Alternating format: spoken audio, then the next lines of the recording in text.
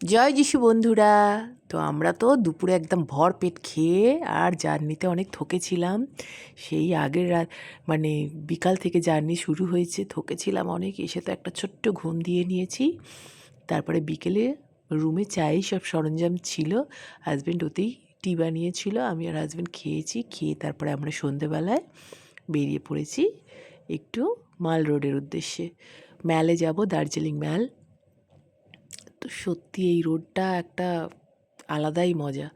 তো এখানে একটা শপে ঢুকেছিলাম, তিব্বতী শপ। তো এখানে অনেক রকমের জুয়েলারি ছিল, ঘর সাজাবার জিনিস ছিল, কিন্তু অনেক এক্সপেন্সিভ। তারপর ওখান থেকে এসে ওই যে দার্জিলিং ম্যালের ওখানেই বসে আমরা ওখানের লোকাল মোমো খাচ্ছিলাম। একদম রোড সাইডে সব দিদিরা বানিয়ে বানিয়ে বিক্রি করছে, খুব টেস্টি। তো ওখানে মোমো খাচ্ছিলাম। আমার হাজব্যান্ড আজকে মেয়ের ক্যাপটা নিয়ে পড়েছে, তাই আমি একটু শ্যুট করছিলাম। ওকে সচরাচর ক্যাপে দেখা যায় না। আমার তো বেশ ভালোই লাগছিল। তোমাদের কেমন লাগলো ওকে ক্যাপে অবশ্যই জানিও। আর তারপরে আমরা মজা করতে করতে বাড়ির উদ্দেশ্যে ফিরছিলাম, কিন্তু মেয়ের শুধু মোমো খেয়ে মন ভরেনি। ও পাপাকে বারবার বলছিল থুকপা খাবে। ওর পাপা কেন কি এর আগের বারে যখন দার্জিলিং এনেছে, ও একটু ছোটো ছিল, খুব ছোটোও না, তখন ওর পাপা এক জায়গায় থুপকা হয়েছিল, খুব ভালো। তো সেখানে আবার এসছিলাম আমরা, কিন্তু এবার ওর পাপা বলছিল খুব ভালো একটা বানায়নি। যাই হোক, আমাদের তো ভালোই লাগছিল। আর ছেলে তো কিছুই মুখ দিচ্ছে না। আমি কিন্তু খাবো এই ইনো আর লিমকা দিয়ে।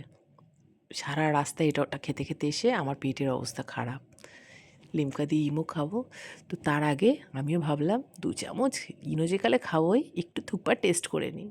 তো খেতে কিন্তু ভালোই লাগছিল। তারপরে বাড়ি ফেরার সময় দেখছিলাম একদম 9টার মধ্যে দার্জিলিং সিটিতে দেখো একদম কুয়াশায় পুরো ভরে গেছে, গাড়িগুলো আসছে, কি ভাল লাগছিল।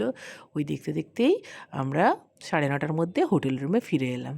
আর এখন বাজে রাত 10:30, আর আমার ঘরের জানালা দিয়ে দার্জিলিংয়ের সিটির ভিউজটা দেখো।